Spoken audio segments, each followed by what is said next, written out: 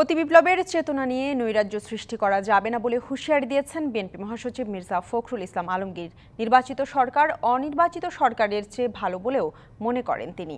বলেন, অভিজ্ঞতা নেই তাই সরকার ভুল ত্রুটি করছে। জাতীয় প্রেসক্লাবে জিয়াউর রহমানের ৮৯তম জন্মবার্ষিকী ও জিয়া স্মৃতি পাঠাগারের ১২তম প্রতিষ্ঠাবার্ষিকী উপলক্ষে সেমিনারে এসব কথা বলেন তিনি।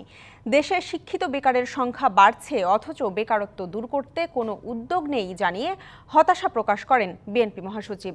জোর দেন শিক্ষা ব্যবস্থা সংস্কারে। মির্জা ফখরুল বলেন, সরকারকে জনগণের ভাষা বুঝতে হবে, আর তার আশা রাজনৈতিক দলগুলোর সাথে আলোচনা করে একটি ঐকমত্যে পৌঁছানো সম্ভব। বলেন, এখনই নির্বাচন চাচ্ছে না বিএনপি, তবে ন্যূনতম সংস্কার করে যত দ্রুত সম্ভব ভোট দিতে হবে।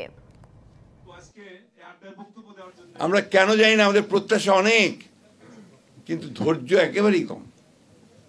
এই তো মাত্র কয়েকটা মাস হয়েছে, এর মধ্যে সব পাগল হয়ে গেছি আমরা।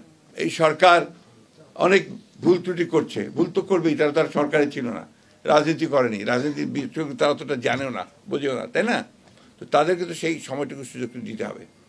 প্রতিদিন আপনার এখন বার হচ্ছে আপনার মিছিল, দাবি দাওয়া সব বেড়ে গেছে। একদিন কোথায় ছিলে বাবা?